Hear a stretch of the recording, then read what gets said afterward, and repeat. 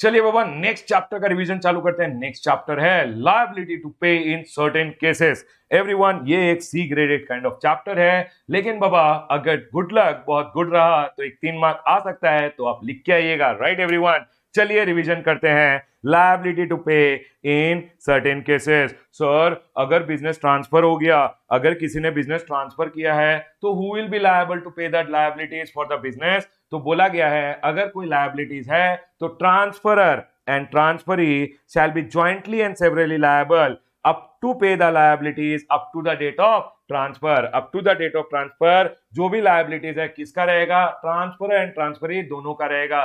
Sir transfer के बाद बेटा, ट्रांसफर के बाद तो जिसको ट्रांसफर कर दिया है उसका लायबिलिटी रहेगा।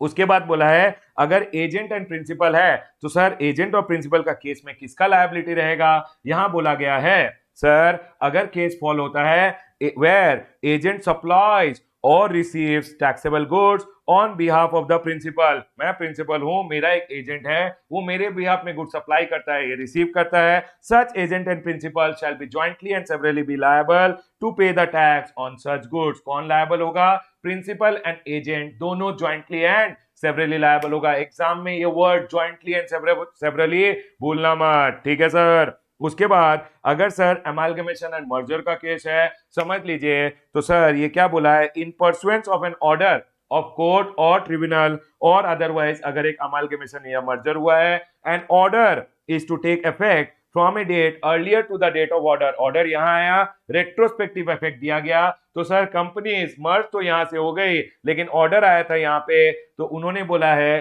सर रेट्रोस्पेक्टिव इफेक्ट से यहां से इफेक्टिव किया है, यहां से लेके यहां तक। सर इन दोनों कंपनी ने अगर एक दूसरे को सप्लाई किया है तो कौन लायबल होगा?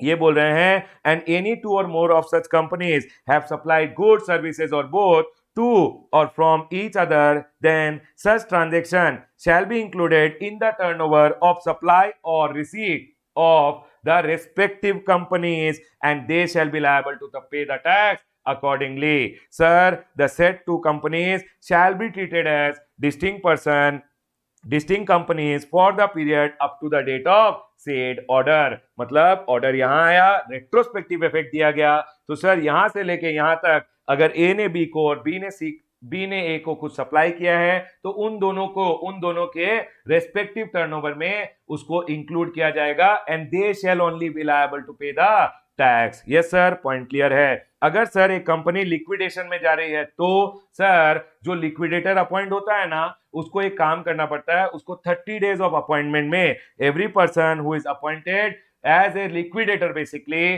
Sir within 30 days of appointment वो इंटीमेशन देगा कमिश्नर को कि सर मैं एज ए लिक्विडेटर अपॉइंट हो गया हूं। कमिश्नर इंक्वायरीज वगैरह करके सर 3 महीने में उसको बताएगा कि सर आपका कितना लायबिलिटी है एंड अकॉर्डिंगली लिक्विडेटर वो लायबिलिटीज पे कर देगा।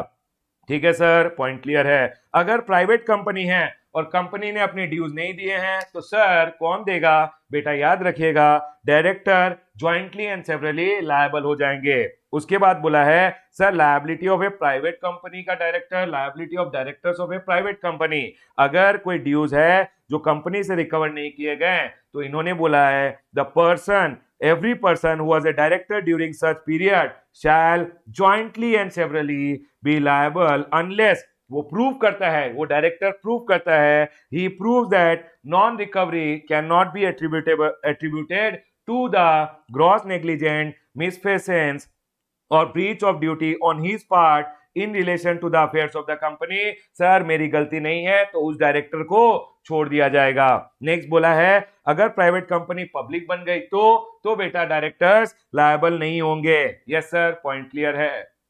उसके बाद बोला गया है provided that nothing contained in this subsection shall apply to any personal liability imposed on the director. जो पर्सनल लायबिलिटी है वो तो डायरेक्टर्स अपना देखेंगे।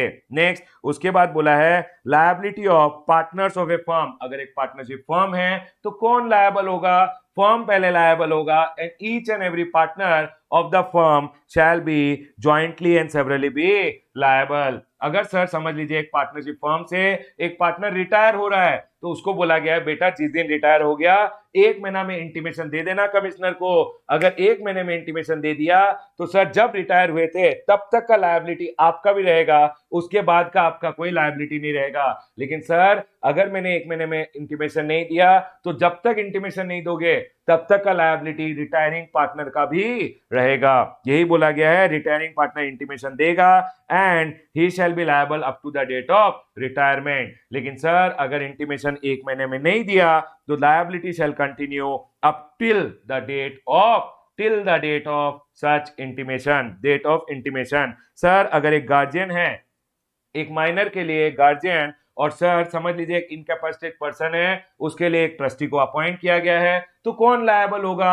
इन्होंने बोला है कि share dues shall be recoverable from such guardian, trustee और agent as it would have been determined in case वो माइनर मेजर होता या इनकैपेसिटेट पर्सन कैपेसिटेट होता, उनसे जैसे रिकवरी किया जाता वैसे ही लायबिलिटीज को रिकवर किससे किया जाएगा? गार्जियन और द ट्रस्टी। यही बोला गया है यहाँ पे कि liability with respect to TIP, tax interest penalty of business carried on by guardian trustee on behalf of minor और अदर इनकैपेसिटेट पर्सन अगर है, dues shall be recovered from such guardian, trustee, agent as it would have been recoverable from such minor or other incapacitated person as if he were a major and capacitated person, as if he was only conducting the business। क्योंकि minor और incapacitated person का ऊपर होता है guardian जो carry out करता है business, तो पकड़ लेंगे गार्जियन या जो ट्रस्टी है या जो एजेंट है उसको।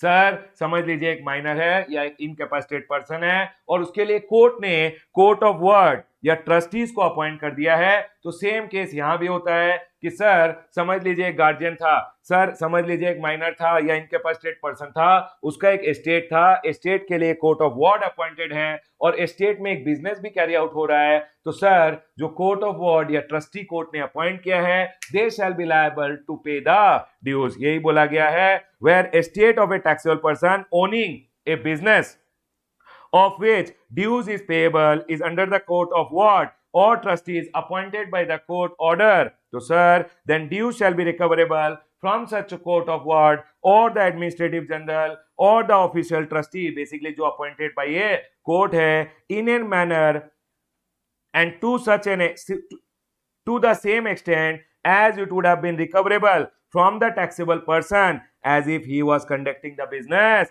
himself। yes sir, point clear है। उसके बाद बोला गया है special provision section number 93। Sir अगर एक पर्सन का डेथ हो गया तो कौन लायबल होगा? वो बोल रहे हैं अगर बिजनेस डिसकंटिन्यू किया, अगर बिजनेस कंटिन्यू किया तो लीगल रिप्रेजेंटेटिव या एनी अदर पर्सन जो कंटिन्यू करता है बिजनेस वो लायबल होगा। सर अगर बिजनेस डिसकंटिन्यू कर दिया तो लीगल रिप्रेजेंटेटिव लायबल होगा, लेकिन to the extent the dues can be recovered from the property, to the extent the dues can be recovered from the estate of the deceased, मतलब जो चला गया है उसके प्रॉपर्टी से जितना रिकवर किया जा सकता है उतना रिकवर किया जाएगा। सर अगर एक एचयूएफ का पार्टीशन हो गया या एक एओपी एसोसिएशन ऑफ पर्सन का पार्टीशन हो गया है, एवरी मेंबर और ग्रुप ऑफ मेंबर जो था उसमें shall be jointly and severally be liable for the dues up to the date of partition। Partition के बाद तो अलग अलग हो, अपना अपना देख लेना। यस सर अगर एक फर्म डिसॉल्व हो गया तो सर उसके लिए कौन लायबल होगा? सर बोल रहे हैं partner shall be jointly and severally liable for the dues up to dissolution. अगर सर एक गार्जियनशिप टर्मिनेट हो गया, समझ ले माइनर बन गया मेजर, तो बेटा जो भी वार्ड या बेनिफिशियरी था वही लायबल होगा। जो मेजर है या जो कैपेसिटेट पर्सन अब ठीक हो चुका है ही विल बी लायबल। उसके बाद अदर केसेस आता है, सर अगर एक डिसकंटिन्यूएशन ऑफ फर्म हो गया है या एओपी हो गया है या एचयूएफ हो गया है तो कौन लायबल होगा? ये बोलना चाह रहे हैं पार्टनर्स और मेंबर ऑफ द एसोसिएशन और फैमिली। एचयूएफ का केस में shall not withstanding such discontinuation jointly and severally be liable. Sir अगर एक पार्टनरशिप फर्म बन गया, कंपनी, सर एलएलपी वगैरह बन गया, चेंज इन कॉन्स्टिट्यूशन हो गया है, चेंज इन कॉन्स्टिट्यूशन में सर जो भी पार्टनर या मेंबर था as it existed before such reconstitution, as it existed before and as it exists after reconstitution shall prejudice to section number 90 jointly and severally be liable to pay the tax, interest and penalty for the such firm for any period before its reconstitution. ठीक है sir, कौन liable होगा? याद रखना, partner और members liable होंगे। उसके बाद बोला है अगर सर समझ लीजिए dissolution of A firm sir AOP या पार्टीशन एचयूएफ का हो गया तो partner and member shell be jointly and severally liable. उसके बाद ये जो ट्रांसफर एंड ट्रांसफरी का बात है इसमें आपको ध्यान रखना है कि सर डेथ हो गया अगर सोल प्रोप्राइटर का तो भी उसको हम यही मानते हैं कि sir it's a case of transfer. जो बेटा बिजनेस कैरी आउट करने वाला है या जो भी legal representative business carry out करने वाला है ही shall be liable. Sir transferor और successor, transferee or successor shall be liable to pay tax, interest and penalty due from the transferor in case of transfer of business due to the death of the sole proprietor। अगर sole proprietor को death हो गया sir तो कौन liable होगा? जो business carry out करने वाला है, जो सक्सेसर है, ही शैल बी लायबल। ये था एक छोटा सा चैप्टर। इसमें 87, 88, 89, 90 और 93 मेरे को लगता है थोड़ा इंपॉर्टेंट है, बाकी भी इंपॉर्टेंट है लेकिन मैंने क्विक रिवीजन करा दिया। यहां हमारा लायबिलिटी टू पे इन सर्टेन केसेस का चैप्टर खत्म होता है।